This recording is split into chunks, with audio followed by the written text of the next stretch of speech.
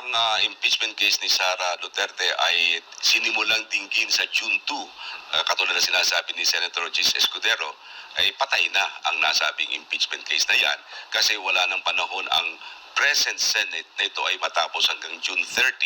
Kasi maliwanag sa Rule 44 ng Senate Rules mismo na kapag ka ang Kongreso ay nag-terminate o natapos ang kanilang Congress sa panahong ito, hindi na po pwedeng i-take up pa yung previous matters and proceedings. Ibig sabihin, yung nakabimbin ng mga kaso, mga nakabimbin ng mga bagay na dapat na tinitake up ng present Senate, hindi na pwedeng buhayin doon sa bagong Senate. Maliban na lamang kung yung bagong Senate ay bubuhayin nila muli ito. Pero kung ito'y bubuhayin nila, i-consider yan na as if they were presented for the first time. Na sa kasong ito ng impeachment ni Ms. Sara Duterte, kung ito ay tatanggapin ng new Senate, mangyayari niya na parang bagong impeachment case ito na ipinapile sa bagong Senado.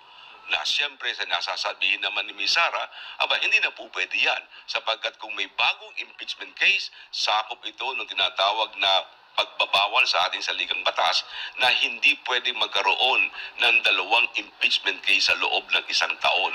Nang ibig sabihin, sa loob ng isang taon, isang impeachment case lamang ang pwedeng isampa sa isang impeachable official. So ang mangyayari, dapat yung same impeachment lang, pero matatransfer sa new Senate? Ganun? Yes, para yung hindi mangyaring dalawa. no, kahit na yung same impeachment case ang ibibigay sa bagong Senate, iyon ay ituturing na bagong kaso.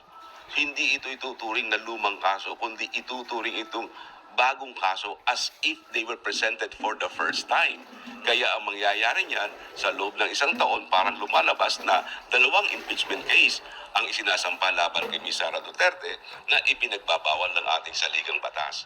Kasi maliwanag din sa rule ng Senado na yung mga bagong senador, they are not bound by the actions and deliberations of the old Senate. Nang ibig sabihin, kung tayo mga bagong senador, hindi tayo gapos ang ating mga kamay para dinggin o gawing mga ginagawa ng dating mga senador. So, yun nga. So, hindi pwede, sir.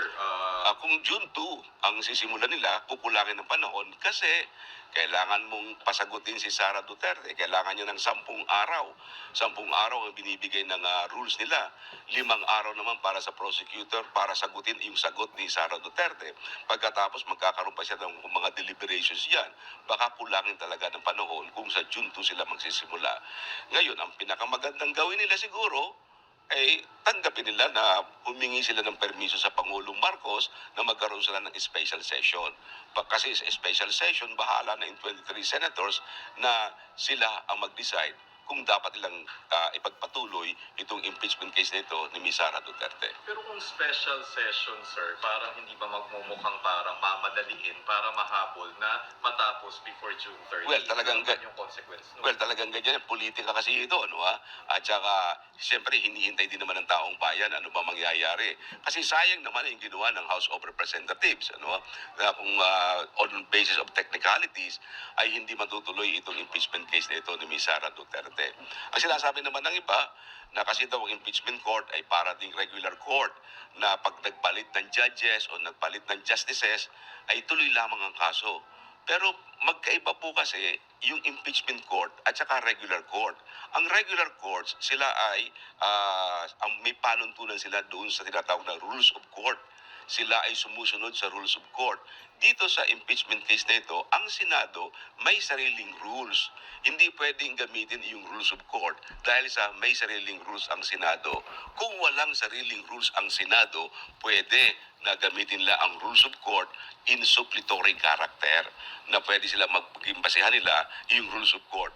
Pero dito, may sariling rules ang Senado na sinasabi mismo na talagang pag natapos ang Congress mo sa panahong ito, tapos na yon. Tapos na rin ang lahat ng mga nakabimbin mong mga kaso, mga proceedings na tinatawag. Well, maliwanag na sinasabi kasi ng Section 123 ng Senate Rule 44, all matters and proceedings pending in the present Senate shall be deemed terminated upon the creation of the new Senate. Maliwanag na maliwanag yun. So talagang it's now or never. Dapat before June 30 talagang matapos and mag-special session. Yes, oo. Para itong panahon ito, at least meron pa silang February, March, April, mga 4 months pa. At palagi ko naman sa loob ng 4 na buwan, ay baka matapos nila yan. Hindi naman siya parang minamadali, sir. Hindi naman.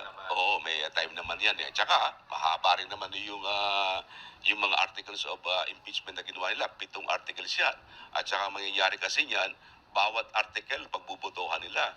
So matapos ang mga hearing, tatawagin ng presiding officer ng mga senador, o Senator A, how do you vote for Article 1? Ano ang boto mo sa Article 1? Guilty or not guilty? Article 2, tatanungin naman sila. So, alin man doon sa article na yon na mapatunayang guilty si Sara, matatanggal siya. Pero kung kahit isa lang doon, pero kung lahat ng articles masabing not guilty, wala siya, hindi siya matatanggal doon. So bagay, more than enough time. Yung kay Erap naman parang ganun. Yung kay Erap, halos sa halos 1 buwan lang, 2 buwan lang yun eh. Hindi masyadong nagtagal yun eh. Kaya palagay ko kayang-kaya yan kung sisimulan kagad nila. Kasi definitely, kung new Senate na after June 30, papasok na dun yung sinasabi ninyo na yun nga, pangalawang impeachment na siya, na hindi pwede. Yes, oo, kapag nagkaroon ng panibagong Senate na silang didinig, parang lalabas na bago ito as if presented for the first time. Yung kasi yung phrase na yun ang nasa rules na medyo delikado doon, as if presented for the first time.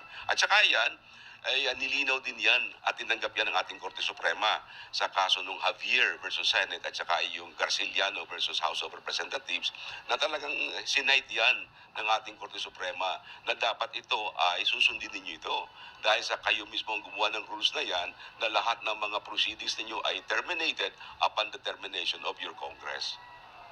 Okay. And kapag in-insist pa rin yun, pwedeng mag-Supreme Court. Yes, oo. May magandang dahilan si Sara para siya ay magpunta sa Korte Suprema.